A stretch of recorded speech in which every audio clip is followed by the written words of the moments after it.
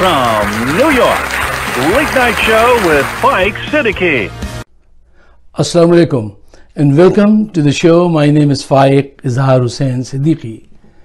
साहिबों, सैलाब आने से पहले बन बांधना अक्लमंदी है, बाद में सिर्फ नुकसान होता है।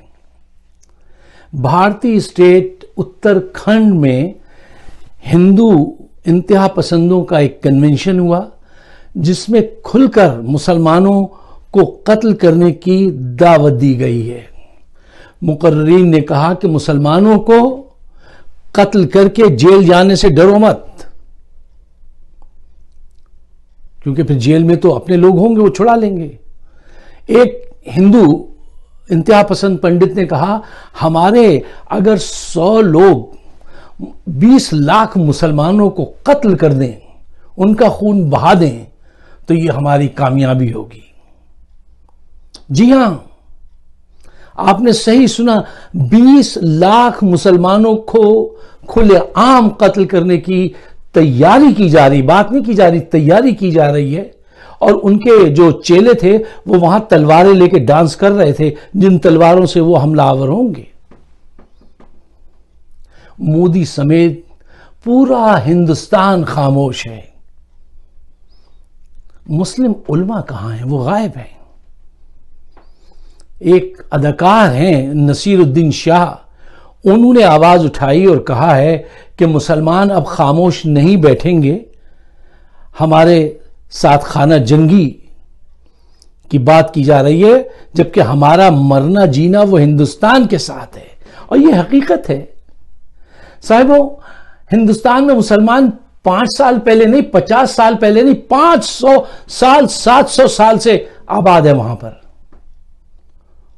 उनको ये कहां निकालने की बात करते हैं? और ये क्यों कर मुमकिन हो सकेगा कि 35 करोड़ लोगों को आप वहां से निकाल दें या मार दें आप 35 करोड़ लोगों को? बकौल शायर के, अब जो भी फैसला होगा यही होगा, एक नई हिजरत नहीं होगी हमसे।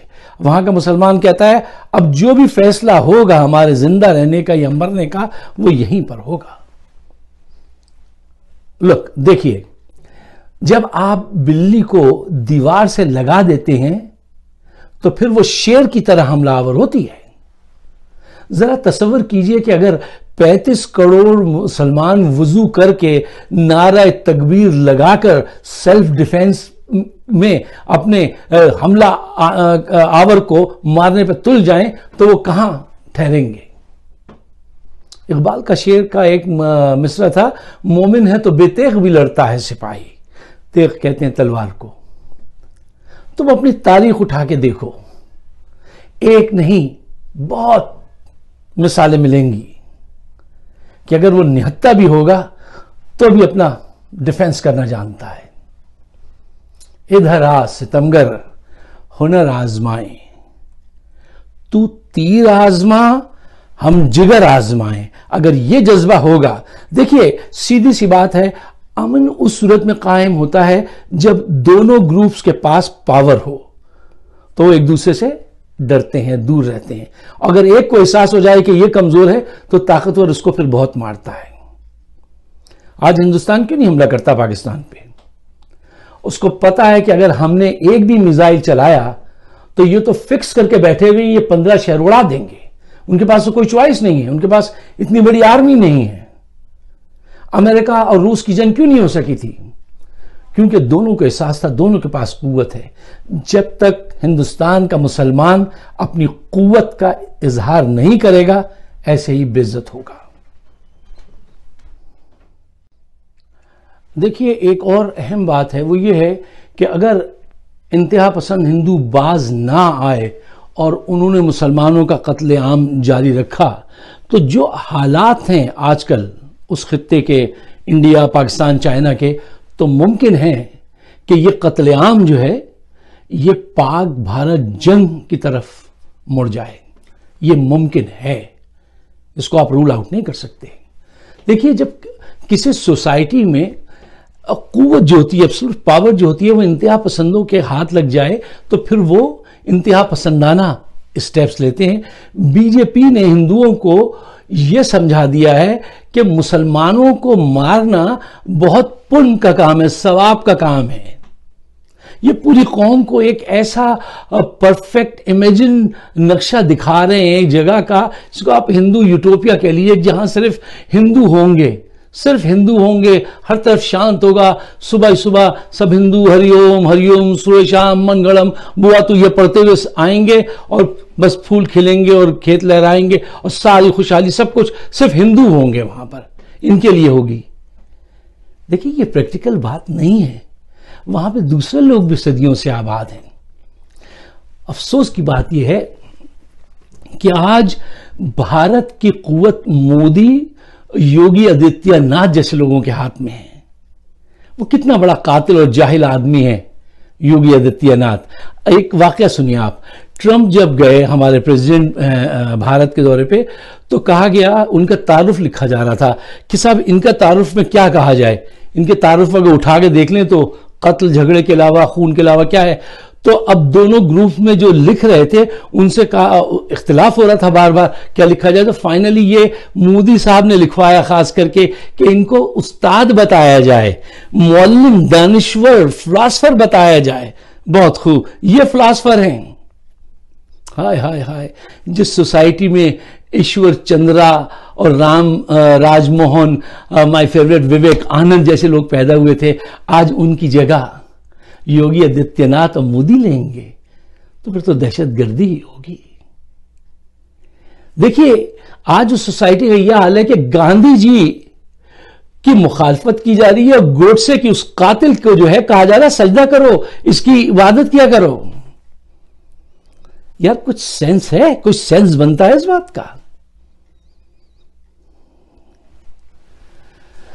ख़वातीन और हज़रात, जेनोसाइड इंटरनेशनल के सदर हैं ग्रेगरी, डॉक्टर ग्रेगरी, जो हमारे स्टेट डिपार्टमेंट में काम करते थे, मैंने देखा उन्हें। तो वो जो हैं उन्होंने कई साल पहले बता दिया था कि देखिए हिंदुस्तान में मुसलमानों का जेनोसाइड होने वाला है। ये बात उन्होंने बता दी थी। उन्होंने बड़ा किरदार अदा किया था, मुझे पता है, डॉक्टर साहब ने उधर रवांडा की जेनोसाइड रुकवाने में, और उन्होंने ये भी बताया था कि कितने स्टेज में होती है जब जेनोसाइड होता है। तो ये ABCD जो आखिरी स्टेज है, थर्ड स्टेज, हिंदुस्तान में वहां पे बात पहुंच चुकी है। अब जाग जाइए। एक तो अब सोचिए कि इसका सोल्यूशन क्या है। पॉइंट नंबर 1, जो टाइम नहीं है, कि देखिए कोई एग्जिट आप तलाश अगर करें तो पहली बात जो अहम है वो ये है कि भारत का जो खामोश तबका है, जो सब जानता है जाती हो रही है और खामोश रहता है, वो अब जाग जाए वरना बहुत देर हो जाएगी। पॉइंट नंबर 2, जो लोग जेनोसाइड की तैयारी कर रहे हैं उनको एंगेज कीजिए, उनके साथ डायलॉग कीजिए, उनको समझाइए, कोशिश तो कीजिए। मानेंगे नहीं लेकिन डायलॉग करते रहिए। पॉइंट नंबर 3, मुसलमानों के उलमा को शर्म दिलाएं कि आप कब तक हलवा खाएंगे घर पे बैठकर। यार मैं कभी कभी सोच के हैरान होता हूं, हिंदुस्तान में अब कोई मां मौलाना मोहम्मद अली जौहर, शौकत अली, ठीक है ना, ये नहीं पैदा करती, सर सैयद, हसरत मोहानी, अल्लामा इकबाल, ये अब ये माएँ ये नहीं पैदा करती, अब सिर्फ यही पैदा कर रही हैं, खान फलाना, सलमान खान, आबिद खान, यही पैदा हो रहे हैं सिर्फ। कैसे हो गया ये? इन उलमा को शर्म दिलाएं। अच्छा, जो मुसलमानों के मशहूर सेलिब्रिटीज हैं या जिनकी पोजीशन है कि उनके कहने से कुछ फर्क पड़ता है, उनको चाहिए वो मुनाफकत को अब छोड़ दें। बिल्कुल आखिरी स्टेज पे हैं। आपकी मौत तो आपका पीछा कर रही है। आप शाहरुख खान हैं कि वो दूसरे भाई का नाम मैं हमेशा भूल जाता हूं, वो छोटे वाले भाई वो हैं, या आप कोई भी मशहूर हैं अगर एक्टर हैं, मौत आपके ताकुब में है। आपका सफेद कपड़ा बाजार में आ चुका है। इज्जत से मर जाइए या जिल्लत से, तकलीफें उठाइए जैसे अभी उसने उठाई है शाहरुख खान ने, ये आपका अपना फैसला होगा। क्योंकि देखिए कुछ अर्सा पहले भी मैंने आपके साथ एक वीडियो की थी और कहा था कि देखिए अब हिंदुस्तान के जो मुसलमान हैं उनके पास कोई चॉइस नहीं है, आप कुछ नहीं कर सकते। साहिबों, भारत में मुसलमानों का कत्लेआम मैं एक अरसे से देख रहा हूं और कुछ वाकयात ऐसे हैं कि जिनको मैं भुला नहीं सकता। एक दफा एक बस्ती को आग लगा दी गई मुसलमानों के, और एक बूढ़े आदमी को मार रहे थे इधर से उधर से, और उससे पूछते थे ये बता तू कौन है, हिंदू है कि मुसलमान है। मारे जा रहे। तो वो बेचारा अपना दिफा कर रहा था झुक के, तो वो खड़ा हुआ गिर के, तो कहने लगा मैं हिंदू हूं कि मुसलमान नहीं पता, मैं भूखा हूं। इस दर्जा सफाक हैं ये लोग। एक और हादसे में एक साहब खड़े थे, सर पे उनकी एक टोकरी थी, शायद उसमें कोई सामान होगा, छोटे बच्चे साथ थे। उनसे एक रिपोर्टर पूछ रहा था अब आप कहां जाएंगे? क्या इंसान इतना बेबस होता है? वो कह रहे थे हम कहां जाएंगे हमें नहीं पता, हम जहां जाते हैं खतरा होता है। इंसान इतना बेबस है।